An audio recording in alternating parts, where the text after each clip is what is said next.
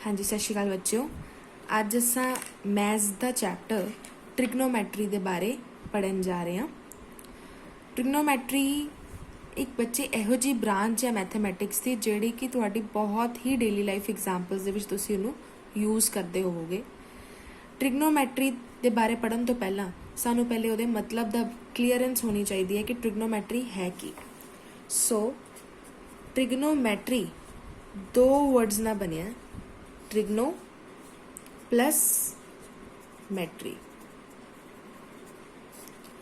Trigno बच्चे triangle ਲਈ word use ਹੁੰਦਾ एंड मैट्री मेजर ਲਈ। सो अगर असीं ਇਹਨੂੰ कंबाइन करिए ਤਾਂ ਇਹ ਕੀ ਬਣਿਆ, ट्रिग्नोमैट्री की बनया ट्राइंगल दा मेजर। ठीक है जी, ट्रिग्नोमैट्री जस्ट मीनस ट्राइंगल दा मेजर। हुण ट्राइंगल दा मेजर कहण दा मतलब अगर मैं इसकी ब्रांच के बारे होर डिटेल नाल गल करा तो इसनूं असी study of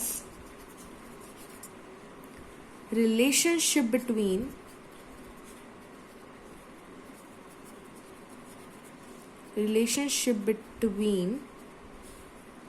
sides and angles of triangle भी कह सकते हैं। तुसी हुणे देखोगे कि असी ट्राइंगल दियां साइड्स नूं ट्राइंगल दे एंगल्स दे नाल रिलेट करांगे, असी एक रिलेशनशिप बनावांगे। So study of relationship between sides and angles of a triangle कि एक ट्राइंगल दी साइड्स ते एक ट्राइंगल दे एंगल्स दे विच किस तरीके दा रिलेशन हुंदा है। रिलेशन इन द सेंस किस तरीके दा उन्हां दे फॉर्मूलाज या एक दूसरे दे किस तरह दी डिपेंडेंस हुंदी है। असी ये चीज़ां डील करते हैं ट्रिग्नोमैट्री दे अंदर। So finally we can say कि ट्रिग्नोमैट्री की है ट्राइंगल दा एक मेजर हुंदी है। बहुत सी डेली लाइफ एग्जाम्पल्स जो ट्रिग्नोमैट्री दी ब्रांच नूं यूज़ किया जाता है। ठीक है, हुण तुसीं पुछोगे कि कित्थे, ते आपां किसी भी चीज़ की हाइट फाइंड करनी होवे, हाइट ऑफ बिल्डिंग फाइंड करनी है। हाइट ऑफ बिल्डिंग सपोज कर लो तुसीं इस बिल्डिंग की हाइट पता करनी है, तुसीं इत्थे खड़े हो। ठीक है, जे तुहानूं पता है कि इसका एंगल कितना है, यानी तुसीं जिहड़ा देख रहे हो तुहाडा विजिबल एंगल कितना है, और तुसीं बिल्डिंग तो कितनी दूरी ते खड़े हो, यानी तुहानूं एंगल पता है, तुहानूं बिल्डिंग की दूरी पता है, तो तुसीं आसानी दे नाल बिल्डिंग की हाइट पता कर सकते हो। ठीक है जी, सो ये तो जस्ट एक एग्जाम्पल दिती। फिर असीं गल करते हैं, तुसीं किसी टावर के उपर खड़े हो, दिस इज़ अ टावर, तुसीं इहदे ते खड़े हो। ठीक है, इत्थों कोई शिप आ रही है, दिस इज शिप, कोई शिप आ रही है, तुसीं देखना चाहते हो कि शिप जिहड़ी है तुहाडे तो कितनी दूर है। ठीक है, जे तुहानूं ये एंगल पता है, ठीक है, तुसीं जिहड़े टावर ते खड़े हो तुहानूं उहदी हाइट पता है, तो तुसीं आसानी दे नाल पता कर सकते हो कि शिप कितनी दूरी तो आ रही है। सो बहुत से डेली लाइफ एग्जाम्पल्स दे विच जिहड़े सबमरीन्स वाले हुंदे ने, या तुसीं कह लो हाइट वगैरह फाइंड करनी हुंदी है, जदों मैप्स बनते हैं किसी बिल्डिंग्स दे, ते ट्रिग्नोमैट्री नूं उत्थे यूज़ किया जाता है। सो सब दा चीज़ां दा बेसिस की है ट्रिग्नोमैट्री। जदों भी तुहानूं ट्राइंगल्स नज़र आन तो आप उत्थे ट्रिग्नोमैट्री नूं अप्लाई करके वक्रिया वक्रिया चीज़ां नूं फाइंड आउट कर सकते हैं। बट एक चीज़ तुहानूं ध्यान देनी पएगी कि ट्राइंगल तो ये भी ट्राइंगल ही है, लेकिन ये ट्रिग्नोमैट्री अप्लाई नहीं हो सकती। ट्रिग्नोमैट्री अप्लाई करनी है तो तुहानूं एक राइट एंगल्ड ट्राइंगल ही चाहिए है। आई होप तुहानूं राइट एंगल ट्राइंगल पता होएगा, जिहदे एक एंगल 90 डिग्री का हुंदा है, एक साडे को बेस हुंदा है, एक साडे को परपेंडिकुलर हुंदा है, एंड द लॉन्गेस्ट साइड नूं असीं हाईपोटेन्यूज कहने हैं। सब तो लॉन्गेस्ट साइड नूं असीं हाईपोटेन्यूज कहने हैं। So trigonometry is always applied on such triangles, मतलब जिहड़ियां साडे कोल राइट एंगल ट्राइंगल्स हुंदियां, ट्रिग्नोमैट्री ज़्यादा करके की मतलब अप्लाई ही इत्थे हुंदी है राइट एंगल ट्राइंगल्स के उपर। दूसरी ट्राइंगल्स के उपर असीं ट्रिग्नोमैट्री अप्लाई नहीं कर सकते, उहदे रूल्स अप्लाई नहीं कर सकते। सो ट्रिग्नोमैट्री बारे जेकर तुहानूं इंट्रोडक्शन दे विच होर अगे असीं देइए इंट्रोडक्शन, तो तुहानूं एक ट्राइंगल नज़र आ रही है जिसका पॉइंट है A, B एंड C। मैं पहले ही दसिया ये की है, एक स्टडी है। किहड़ी स्टडी? साइड्स दी ते एंगल्स दी। सो इहदियां साइड्स किहड़ियां होणगियां? AB, BC and AC। और इहदे एंगल किहड़े ने? This angle is 90 degree, C angle हैगा, एक साढ़े कोल बी एंगल हैगा, एक ए एंगल हैगा और ए एंगल 90 डिग्री का एंगल हैगा। ਹੁਣ अगर आप ਇਹਦੀਆਂ ਸਾਈਡਸ ਤੇ ਇਹਦੀਆਂ ਐਂਗਲਸ ਦੇ ਵਿੱਚ ਇੱਕ ਰਿਲੇਸ਼ਨ ਬਣਾਉਣਾ ਚਾਹੁੰਦੇ ਆ ਤੇ ਇੱਕ ਮੰਤਰ ਹੈ ਜਿਹਨੂੰ ਤੁਸੀਂ ਯਾਦ ਕਰਨਾ ਹੈ। ਉਹ ਮੰਤਰ ਕੀ ਹੈ? पंडित बद्री प्रसाद हरे हरे बोल। सिर्फ यह मंत्र याद कर लो, तुसी कोई भी फॉर्मूला ये तो डिराइव कर सकते हो। सो मंत्र की है? पंडित बद्री प्रसाद हरे हरे बोल।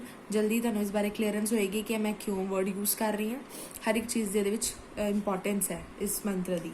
सो अगर मैं इस ट्राइंगल की गल करा तो लॉन्गेस्ट साइड सानू नज़र आ रही है BC is the longest side, तो श्योरली ये हाइपोटेन्यूज़ ही है। सो जी BC है ना, इनू असीं हाइपोटेन्यूज़ ही बोलांगे। लॉन्गेस्ट साइड फिक्स होंदी है, ठीक है जी। बट जिहड़ा AC ते AB है, फिलहाल तुसीं देखण च कह रहे होवोगे कि AB परपेंडिकुलर है और AC बेस है, जिहदे उत्ते ट्राइंगल खड़ी है, एक बेस है, AC बेस है और AB ट्राइंगल दी परपेंडिकुलर है। बट ट्रिग्नोमैट्री दे विच जदों आपां वक्रे वक्रे एंगल्स नाल डील करना है तो उहदे नाल परपेंडिकुलर ते बेस भी शफल हो जाएंगे। जरूरी नहीं है कि AB ही परपेंडिकुलर होए, ठीक है। आपां उहदे बारे गल करदे हां कि परपेंडिकुलर तुसीं कदों लैना है। उस तो पहले आपां ट्रिग्नोमैट्रिक रेशियोज़ की गल करते हैं, जिन्हों आपां T रेशियोज़ भी बोलते हैं। ट्रिग्नोमैट्रिक रेशियोज़, ट्रिग्नोमैट्री दे विच तुसीं 6 तरह दी रेशियोज़ पढ़ते हो। ट्रिग्नोमैट्रिक रेशियोज़ जिन्हों कहा जाता है, एक तुसीं पढ़ोगे इहदे विच साइन, एक पढ़ोगे कॉज, एक पढ़ोगे टैन। न्यू ही नाम ने है, साइन कॉज टैन। हुण साइन की है, कॉज की है, टैन की है, कुछ नहीं, जस्ट एक नाम दिता गया। ट्रिग्नोमैट्री दे विच किस चीज़ नूं नाम दिता गया? इस ट्राइंगल दी कुछ साइड्स नूं डिफाइन करदा हाँ। जिवें कि पंडित बद्री प्रसाद हर हर बोले, तुसीं की करना है? द फर्स्ट लैटर इहदे नीचे लिख देना है, लाइक P/H, इहदा first letter B, H, B/H, tan दा P/B। सो यह तुहाडी डेफिनेशन होगी।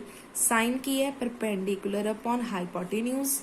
कॉज कढ़ना चाहते हो किसी ट्रिग्नोमैट्रिक रेशियो, कॉज कढ़ना चाहते हो तुसी की करोगे? Base upon hypotenuse. टैन कढ़ना चाहते हो किसी ट्राइंगल दे विचों, तुसी की करोगे? Perpendicular upon base. जस्ट तुसी ए ट्रिग्नोमैट्रिक रेशियोज़ दी कढ़न दे लई ए मंत्र लगाना है। मंत्र की है? साइन कढ़ना है P/H, कॉज कढ़ना है B/H, टैन कढ़ना है P/B। ये तो होगी 3 ट्रिग्नोमैट्रिक रेशियोज़ की गल। 3 ट्रिग्नोमैट्रिक रेशियोज़ होर ने। साइन दा ओपोजिट, यानी कि तुसी उन्होंने बोलते हो कोसीकेंट। कॉज दा ओपोजिट हुंदा जे सीकेंट, एंड टैन दा ओपोजिट हुंदा है कॉट, या कोटेंजेंट भी बोलते हैं आपां नूं कॉट। सो अगर कोसीकेंट की वैल्यू लिखना चाहते हो तो जस्ट ਇਹਦਾ ओपोजिट कर दो, यानी रेसिप्रोकल कर दो H/P। सीकेंट की लिखना चाहते हो तो H/B, और कॉट की लिखना चाहते हो तो B/P। सो ये असी डिफाइन कर दिता 6 ट्रिग्नोमैट्रिक रेशियोज़ नूं। First trigonometric ratio is sine theta, cos theta, tan theta, cosecant theta, secant theta and cot theta. So अगर मैं इस ट्राइंगल की गल करा, दिस ट्राइंगल ABC, अगर ये मैं कॉज की वैल्यू कढ़ना चाहती हाँ तो मैं की कराँगी? जस्ट बेस नूं हाइपोटेन्यूज़ दे नाल डिवाइड कर दांगी। अगर मैं इस ट्राइंगल दे विच कोटेंजेंट की वैल्यू कढ़ना चाहती हाँ तो मैं बेस नूं परपेंडिकुलर दे नाल डिवाइड कर Dangi. But the problem is कि तुसी बेस लेना किहड़ा। हुण जिवें कि कॉज विच B/H है, हाइपोटेन्यूज़ ते फिक्स है, हाइपोटेन्यूज़ इज़ BC, ओके। बेस हो सकता है AC होवे और बेस हो सकता है AB होवे।